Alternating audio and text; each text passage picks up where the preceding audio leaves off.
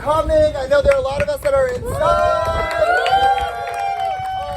Those of you that have braved the rain to join us out here, thank you very much. We are going to have a very quick program so we can get back to doing what we do best, and that is be in community with each and every one of us with some cocktails and some good fun. So first up, to kick us off, we have LID. Woo!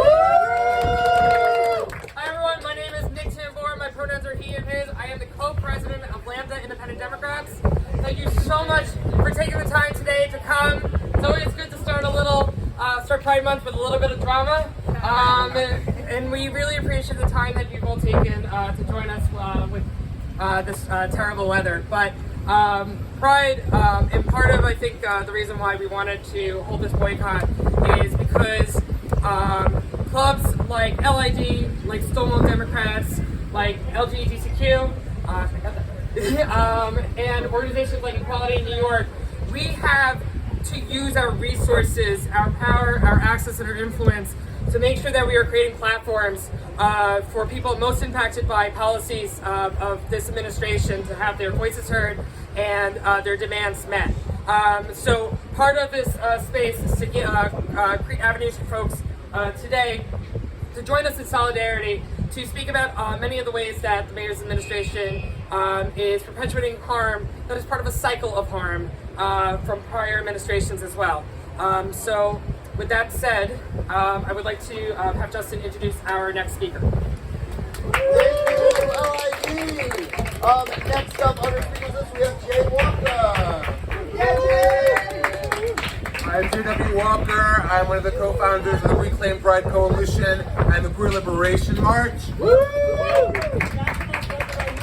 Both last year and the year before, 2021 and 2020, the tail end of our march was attacked by the NYPD Strategic Response Group. This group was founded supposedly to fight terrorism. Instead, it was immediately reassigned to go after nonviolent Black Lives Matter and immigrant rights protesters, and has continued to do that for the entire 8 years of its existence.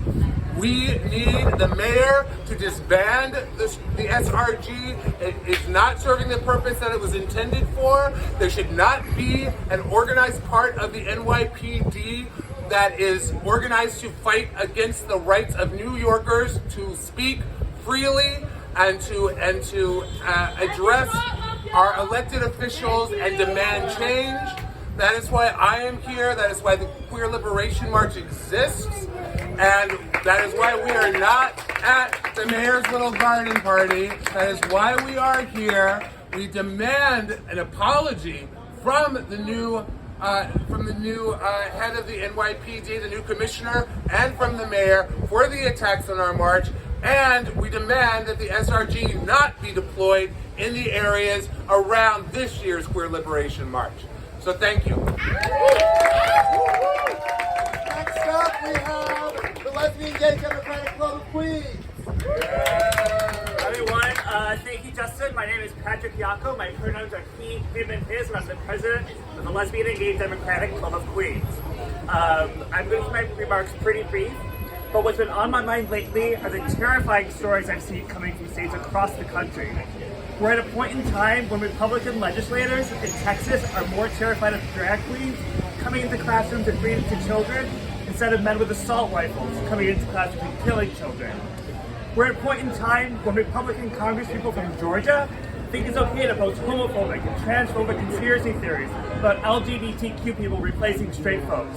We may see these and laugh, but I take this all very seriously. What worries me most, though, is the news that Ron DeSantis is visiting New York City. I promise you he's not here just for the views of the Statue of Liberty. He's here because there are people in New York City who agree with him and his right-wing agenda. People who have no problem scapegoating the LGBT community for all society ills. It's at this point in time that we need to know that Mayor Adams has our community's back. We need his support now more than ever. So Mr. Mayor, now is the time to show us that you're the ally I know you want us to be. Thank you so much.